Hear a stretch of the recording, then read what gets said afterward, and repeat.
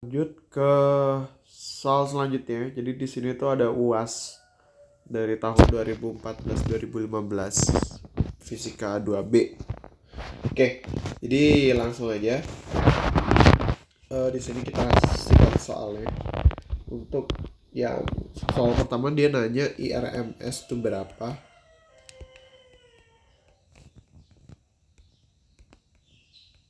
Dan VRMS itu berapa?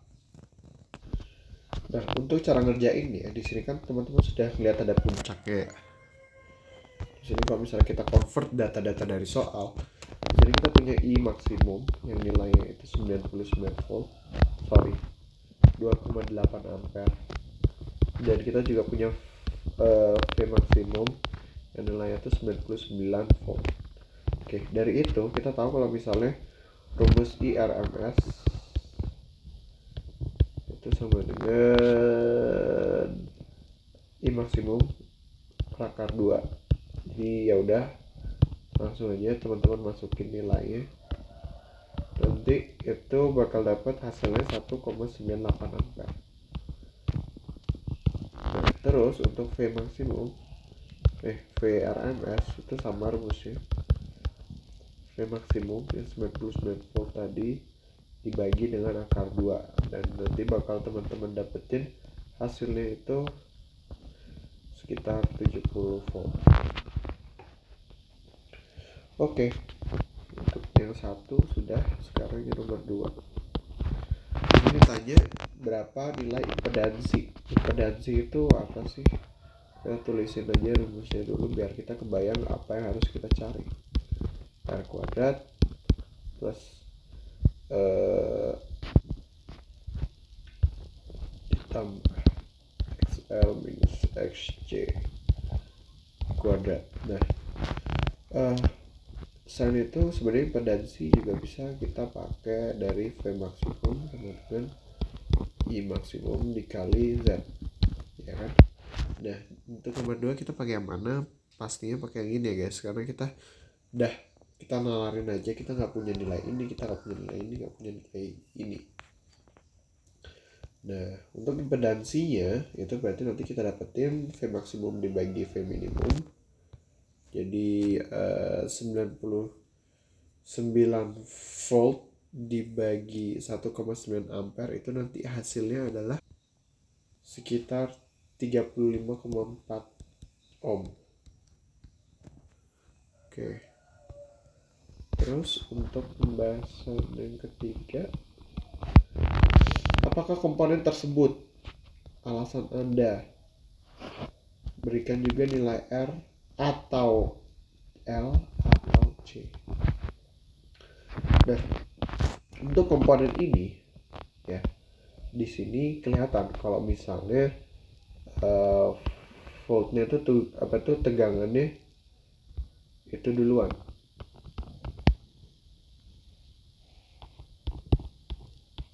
Oke.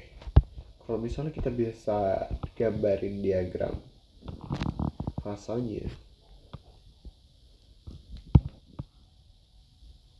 di sini ada I.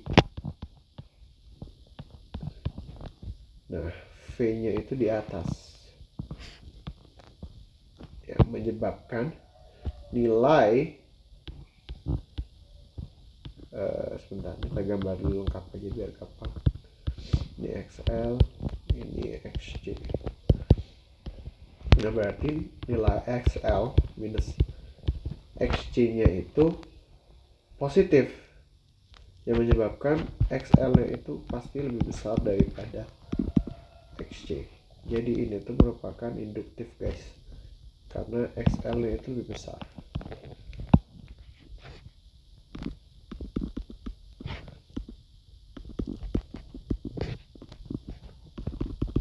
Oke, terus apa lagi yang ditanya? Alasannya apa? Ini sudah alasannya. Terus berikan nilai R, L, atau C terkait. Nah, karena ini merupakan rangkaian induktif dan kita juga nggak tahu komponen C atau R-nya. Di sini berarti dapat kita asumsikan langsung bahwa rangkaian ini tuh kayak cuman induktor doang. Jadi asumsikan rangkaian hanya ada induktor. Ya, oke. Oh, sebentar. Kita rasanya bukan asumsi deh. Di sini ada hal yang kelihatan jelas. Jadi kalau misalnya teman-teman lihat dari grafiknya, itu tuh di sini ketika puncak dari si tegangannya itu merupakan titik nol dari si apa sih namanya, arusnya. Nah, kalau misalnya nih teman-teman balik lagi ke sinusoidal, ketika puncak nih sin ketika puncak itu kan nilainya 1 ya, dan sin ketika dia nilainya 0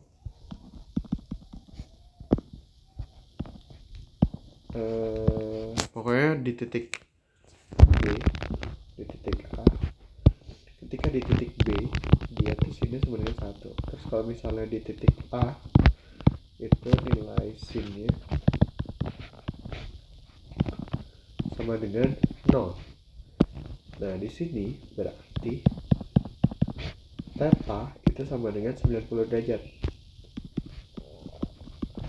Nah, terus kalau misalnya di sini itu tetanya itu sama dengan 0 derajat. Nah, berarti antara V dengan IT itu punya beda fasa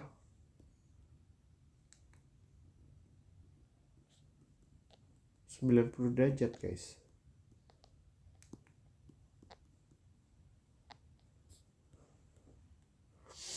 Nah, dari informasi ini kita bisa manfaatin beda fasa itu sama dengan tan inverse XL minus XC dibagi R. Dan di sini itu tuh hasilnya 90 derajat. Oke. Dari itu kita bisa dapat kalau misalnya sudut tan berapa yang hasilnya itu 90 derajat. Itu tuh berarti nilai XL minus XC per R ini harus tidak terdefinisi atau infinity. Berarti nilai R-nya itu sama dengan 0, harus 0. Oke. Nah, dari itu kita juga bisa dapat informasi kalau misalnya ya V-nya ini benar-benar pure 90 derajat dari I-nya. Jadi kan dia kan kayak secara posisi itu di sini ya.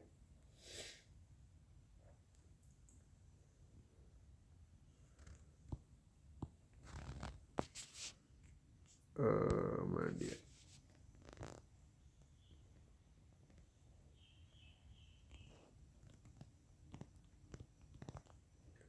Nah, baru setelah ini kita asumsikan kalau misalnya XC-nya itu yang 0. Jadi cuma ada induktor tuh.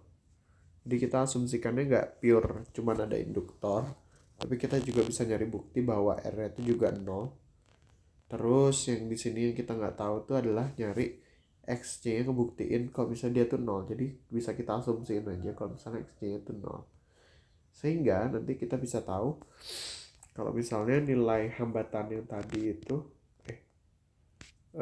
mana ya?